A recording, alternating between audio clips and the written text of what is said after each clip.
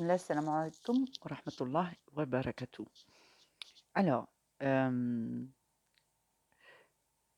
comment réussir à optimiser tous les efforts que vous faites ou que nous faisons pendant la ruqya, dans la période décisive où en fait le but, ça va être de prendre le dessus sur le shayatin ou sur le qarin, sur les saharatou, et de se renforcer et de faire basculer la balance et d'être plus fort que le mal.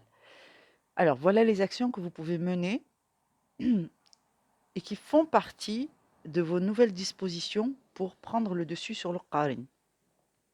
Il faut savoir que pour réussir une ruqya comme il faut affaiblir le qarin, et affaiblir le démon qui vous possède. Sachez que les démons se nourrissent d'énergie négative et que le musulman, le croyant, lui, il va se nourrir d'une énergie de la piété et du soutien qu'Allah lui donne. Lorsque Allah fait augmenter la piété du serviteur, il le purifie, il enlève les taches qu'il a sur le cœur et il le gratifie d'une nouvelle lumière et d'une énergie positive, celle de la piété. Or, l'énergie, elle, les démons ne peuvent pas s'en nourrir, mais l'être humain, lui, c'est cette énergie qui va le purifier et faire augmenter sa protection. Aussi, quand vous faites ça, Allah vous purifie, c'est-à-dire qu'il va enlever les taches qui se sont mises sur votre cœur quand vous ne faisiez pas les actes d'adoration qu'Allah vous demandait, les actes méritoires, et que vous faisiez d'autres choses de la vie courante qu'Allah n'aime pas forcément, il ne vous a pas recommandé, comme de vous perdre en divertissement, de vous passionner pour d'autres choses qu'Allah, hem, se passionner au point d'en perdre l'équilibre de soi, c'est-à-dire que de mettre plus d'énergie, consacrer plus de temps à autre chose qu'à l'adoration d'Allah et de prioriser les aspects de la vie moderne ou les aspects de loisirs, et de les mettre au-dessus en termes de priorité et de désir et d'envie que, la connaissance d'Allah et le fait de pouvoir investir dans le chemin des pieux.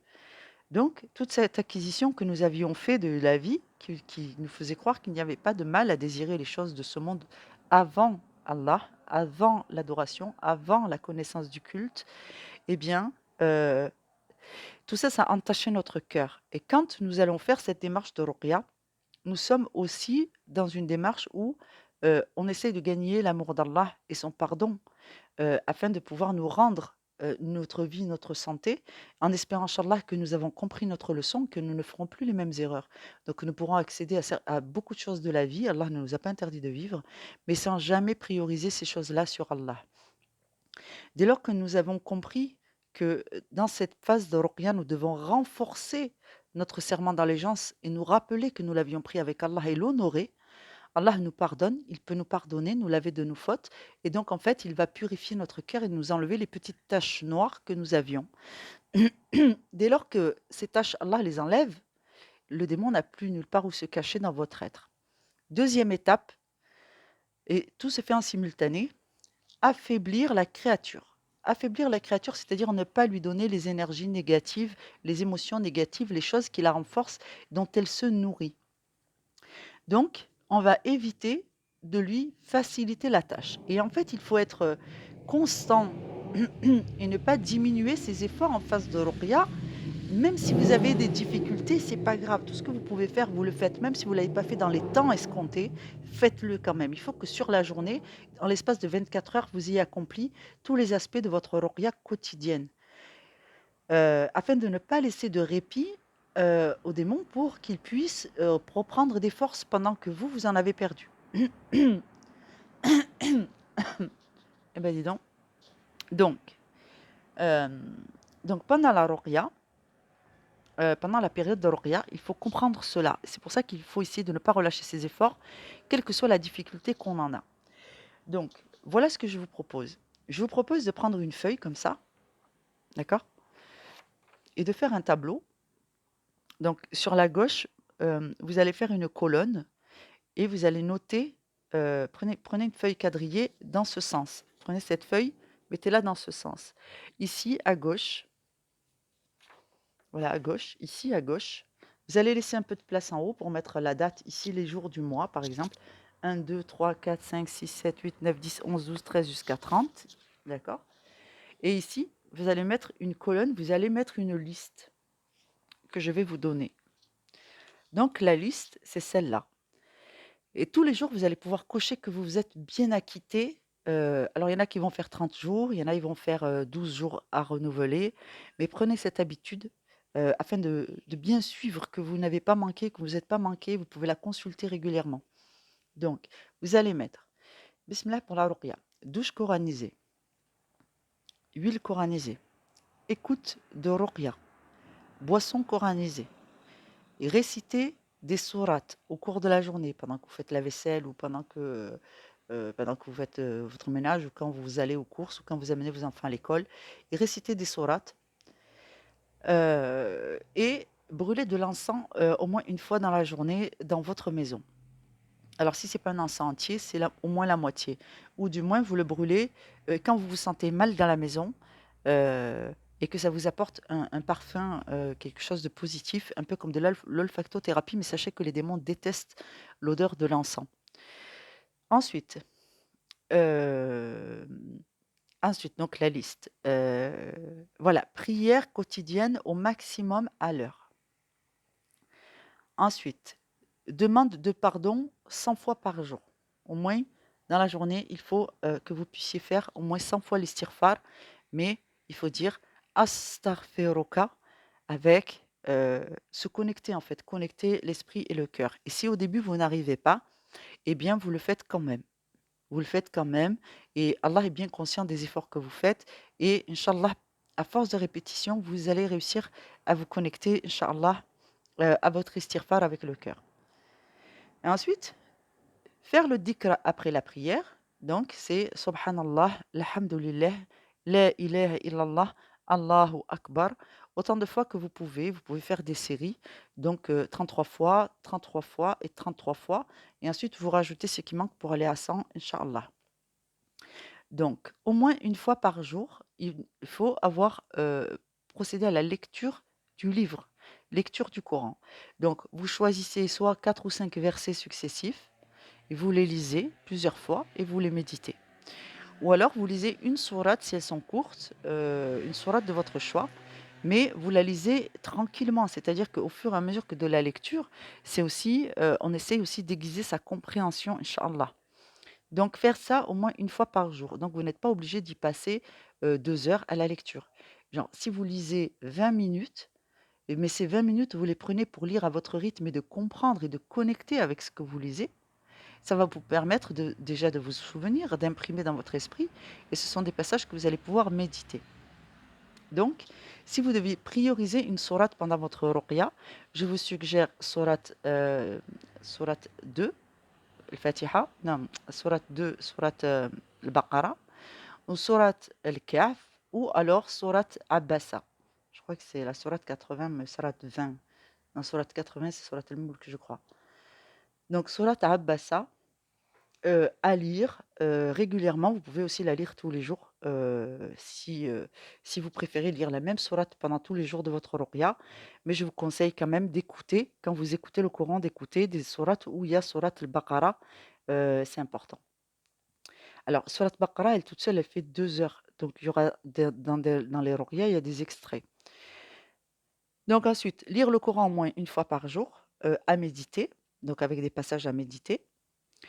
De faire des invocations, mettez dans votre liste, donc invocations de guérison ou les invocations en fonction les invocations à faire en fonction du diagnostic que vous avez.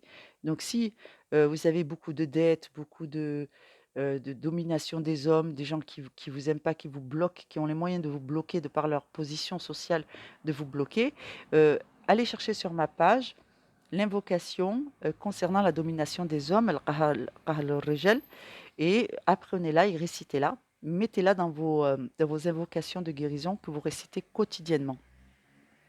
Donc, invocation de guérison ou de délivrance, donc vous mettez ça dans votre liste au moins une fois par jour, à réciter plusieurs fois. Ensuite, Évitez la télévision et autres distractions qu'aiment les démons. Alors pourquoi j'ai mis ça? J'ai mis ça parce que c'est dommage de casser le travail, d'essayer de se purifier, de ne pas donner de l'énergie négative aux démons et ensuite vous allez regarder la télé, écouter la radio et entendre des choses qui vont vous rappeler votre ancien, comportement, votre ancien temps, vous rappeler des souvenirs qui sont douloureux et ensuite raviver des choses en vous et que les démons aiment et que vous n'aimez pas. Donc en fait, l'idée c'est de couper les vivres sur le plan émotionnel aux shayatin.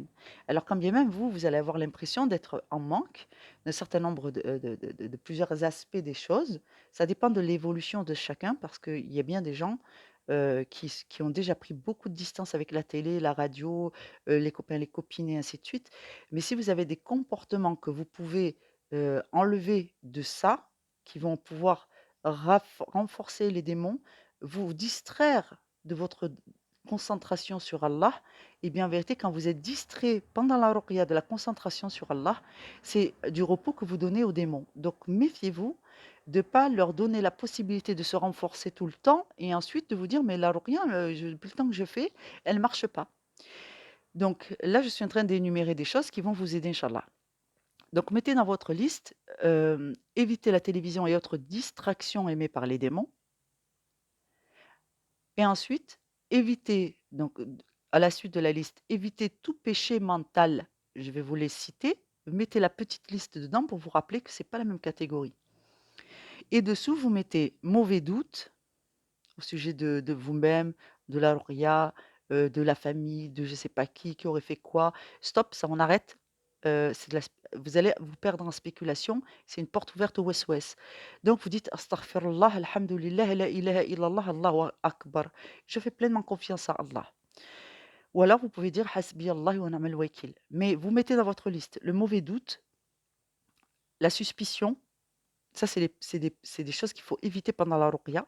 Alors je sais qu'on se remet beaucoup en doute, on cherche, mais une fois qu'on a commencé la ruqya, qu'on a décidé de guérir et qu'on a déjà des réponses suffisantes sur la nature du mal, sur la nature des gens dont il va falloir prendre des distances, eh bien c'est fini, on n'y pense plus. On les met entre les mains d'Allah, mais nous on se concentre sur notre ruqya et on ne veut plus de parasitage émotionnel, qui ouvre les portes au wes-wes et qui va donc vous fragiliser et renforcer les shayatines, alors que vous essayez d'atteindre la délivrance.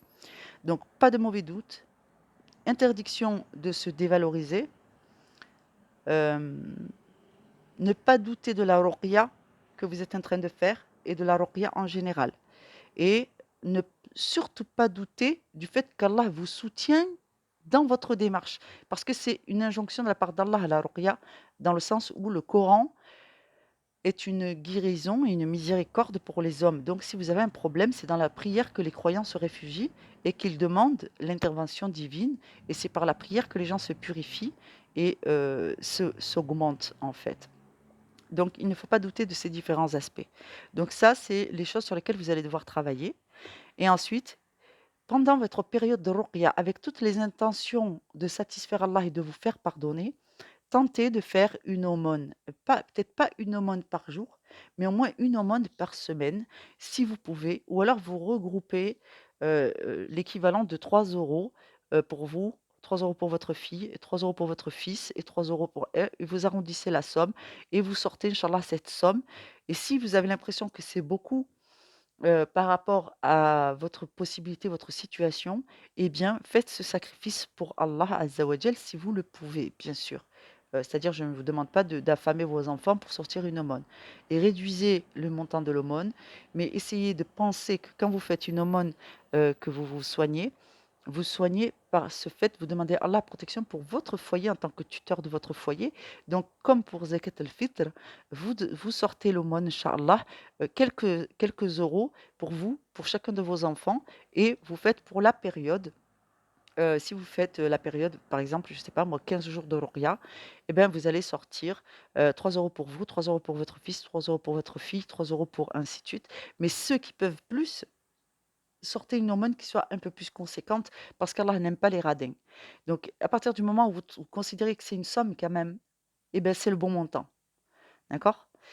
Voilà qu'Allah vous facilite. Il faut consentir un sacrifice, si vous voulez que Allah voit que vous êtes, sincère, en fait. Si Allah, il vous dit: «Oh, le montant de la guérison, c'est 2 000 € sur le champ et tu es libre», tu les donnerais? Alors faites votre aumône, inch'Allah, avec l'intention que Allah accepte vos causes et que c'est à Allah que vous faites cette avance, d'accord? Et donnez-la à quelqu'un qui vous semble être réellement, parmi les serviteurs d'Allah et qui soit plus démuni que vous.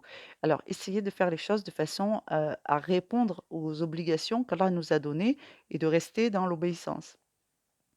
Et ensuite, si vous n'avez vraiment personne à qui donner, eh bien, fis sabilillah, quelqu'un qui a du mal à se nourrir, qu'il soit des nôtres ou pas, qu'il soit musulman ou pas, votre aumône, elle est halal, d'accord? Donc Allah nous facilite.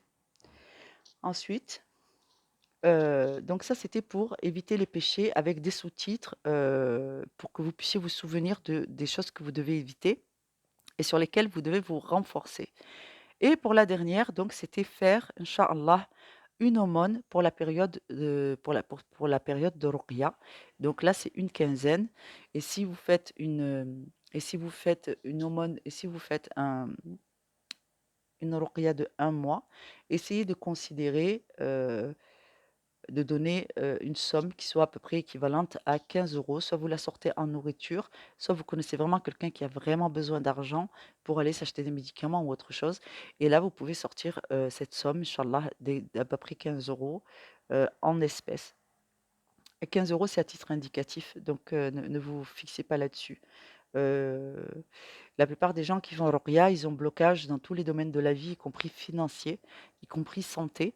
Donc on comprendra que, les sommes, 15 €, c'est déjà une somme, d'accord? Donc par la grâce d'Allah, alhamdoulilah, j'espère que cette vidéo vous aide, et que vous allez pouvoir avec ça vous organiser et comprendre pourquoi des fois, malgré tous vos efforts, la ruqya n'est pas assez, efficace et puissante. Qu'Allah vous facilite, inch'Allah, dans vos efforts et salam alaikum wa rahmatullahi wa barakatuh.